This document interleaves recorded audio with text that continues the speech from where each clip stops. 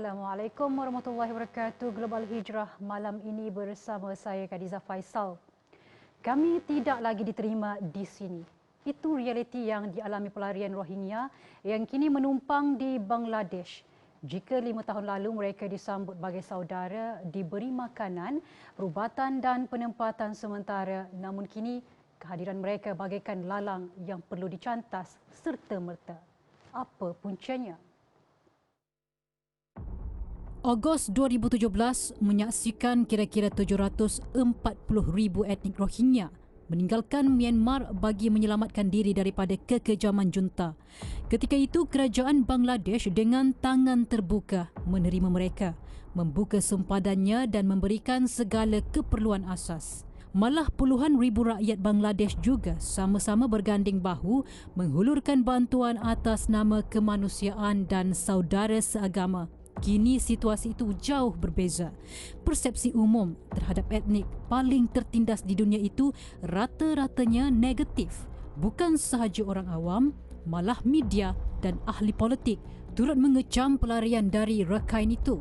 Mereka dilabel sebagai penjenayah, pengedar dadah dan pengganas. Malah media tempatan turut melabel etnik itu sebagai kanser.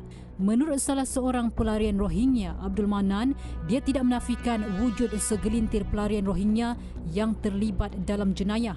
Situasi ini ibarat gara-gara nilai setitik rosak susu sebelanga. Jelasnya pelarian Rohingya tidak harus dipersalahkan semata-mata dalam isu pengedaran dadah. Ini kerana selatan Bangladesh telah lama menjadi pusat pengedaran dadah jenis metafetamin dari Myanmar hatta sebelum kedatangan etnik Rohingya lagi.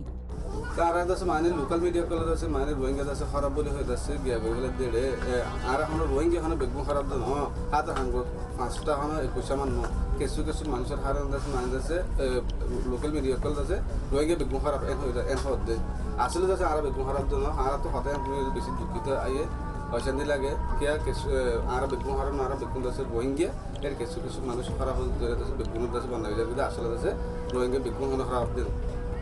Bagi salah seorang pemimpin komuniti Rohingya, Muhammad Syafi, kehidupan mereka di Bangladesh kini semakin sukar, malah penuh kebencian. Keadaan itu menyebabkan ramai pelarian Rohingya tertekan. Malah ada yang ingin kembali ke Myanmar dan sanggup berhadapan peluru di tanah air sendiri daripada merempat dan dihina di bumi orang. Ara permata aja sulum saja gorina bari-bari. Eda ibadi itu dia dulu mataka per itu kalian arlah besi kyo jar. Loss ho jar gor. Ara loss हमारे बिल्कुल की करते ना था Ketakutan dan kebencian masyarakat setempat terhadap pelarian Rohingya mula bercambah setelah usaha mengembalikan etnik itu ke negara asal mereka menemui jalan buntu. Krisis ekonomi dunia dan inflasi yang turut dialami Bangladesh menyebabkan usaha menanggung pelarian Rohingya menjadi satu beban. Keadaan itu diakui sendiri oleh Perdana Menteri Bangladesh Sheikh Hasina yang menyifatkan kem pelarian Rohingya bukan sahaja menjadi satu beban ekonomi kepada negaranya, malah turut menjadi ancaman kestabilan politik. স্থানীয় আমাদের যে জনগোষ্ঠী আছে host community বলে তাদেরকে তাদের সাথেও বিভিন্ন বিরোধে জড়িয়ে পড়তেছে তারা আমাদের স্থানীয় শ্রমবাজার দখল করতেছে ক্যাম্প থেকে পালিয়ে বিভিন্নভাবে দেশে বিদেশে যাওয়ার জন্য পায়তারা করতেছে ইতিমধ্যে সে কারণে বিভিন্ন পাসপোর্ট করতে গিয়ে জন্ম নিবন্ধন করতে অনেকে গ্রেপ্তার হয়েছে তাদের এই সমস্ত অবৈধ কর্মকাণ্ডের কারণে আমাদের এলাকাটা তেমন একটা শান্তিতে নাই আমরা হোস্ট কমিটির মানুষগুলা যারা আছি আমরা শঙ্কিত অবস্থায় আছি দাদা স্কুলের হালত দুনিয়া বর্ষা একটু এখন রোহিঙ্গা আরো বহুত আসছে 93টা আসছিলেন এলাকা করতে এখন দেখো করতে হইয়ে দাদা যদি sana এলাকা Selain itu, kesusahan yang dialami jutaan rakyat Bangladesh yang hilang tempat tinggal akibat bencana alam terburuk baru-baru ini turut menyebabkan rasa simpati terhadap etnik Rohingya semakin pudar. Ini kerana ramai rakyat Bangladesh sendiri kini berada dalam keadaan terdesak dan memerlukan bantuan. Kemelut politik United Kingdom kembali menjadi tumpuan dunia. Tidak sampai 45 hari Liz Truss yang mengangkat sumpah sebagai Perdana Menteri UK ke-56 7 September lalu meletak jawatan. Ia menjadikan beliau Perdana Menteri paling singkat memegang jawatan itu dalam sejarah Britain. Bagi dunia Islam, peletakan jawatan itu sedikit sebanyak memberi kelegaan. Bukan rahsia, Truss adalah penyokong tegar Zionis Israel. Kenyataan itu terpacul sendiri dari mulut beliau seperti yang tular dalam video yang dikongsikan agensi berita Anadolu baru-baru ini. As you know, I am a huge Zionist. I am a huge supporter of Israel, and I know that we can take the UK-Israel relationship from strength to strength. Truss juga sebelum ini pernah menyuarakan hasrat untuk mengikut jejak langkah pentadbiran Donald Trump memindahkan kedutaan di Israel dari Tel Aviv ke Baitul Maqdis dan mengiktiraf Baitul Maqdis sebagai satu-satunya ibu negara Israel. Dari sudut politik dalaman Britain pula, Truss dilihat sering bertindak melulu dan mengikut emosi. Antaranya memecat beberapa menteri kanan termasuk Menteri Dalam Negeri Suella Braverman selepas kedua-dua pemimpin itu bertikam lidah selama 90 minit di Dewan Rakyat. Peletakan jawatan Truss itu menimbulkan teka-teki siapakah pemimpin yang bakal menggantikan beliau. Wujud desas-desus bekas Perdana Menteri Boris Johnson bakal kembali memegang jawatan itu. Global Hijrah berehat seketika, kembali selepas ini.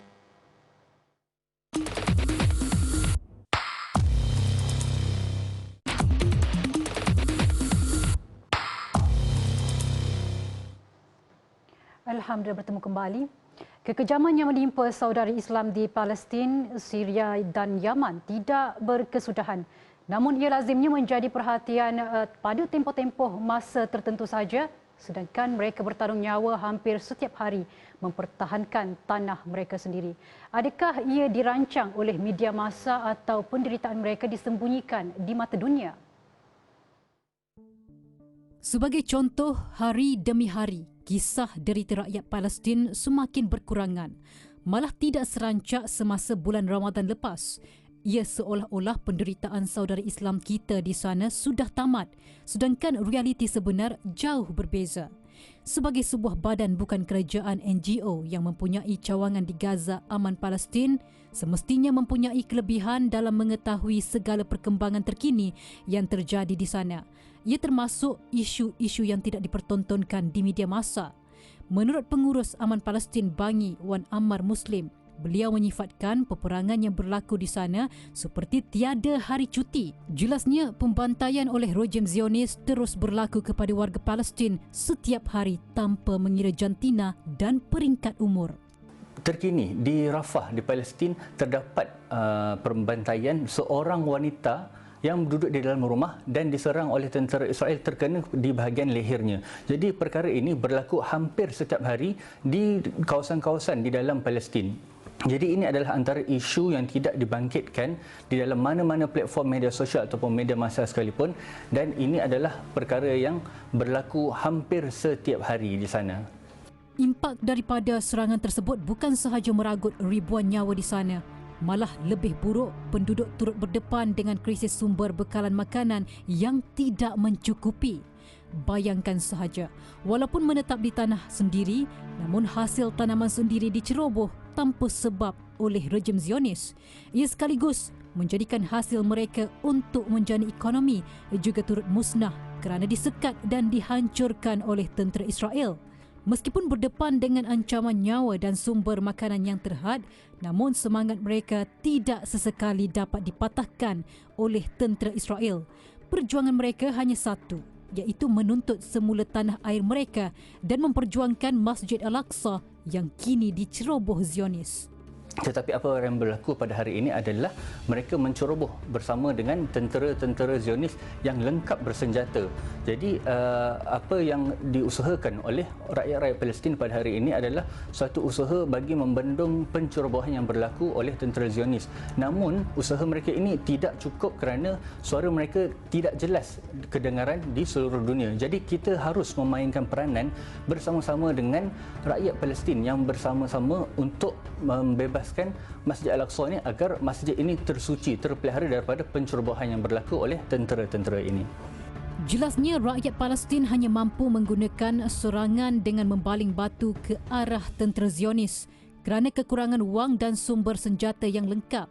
Justru beliau berharap sebagai saudara sesama Islam, rakyat Malaysia dapat menghulurkan sumbangan kepada rakyat Palestin untuk digunakan mereka dari segi makanan dan keperluan lain. Orang ramai yang ingin menghulurkan bantuan boleh memberi sumbangan menerusi nombor akaun atau mengimbas kod QR seperti yang tertera. Globe Al-Hijrah berakhir di sini. Nantikan lagi kupasan isu ummah dalam Globe Al-Hijrah minggu hadapan. Saya Khadijah Faisal. Assalamualaikum warahmatullahi wabarakatuh dan selamat malam.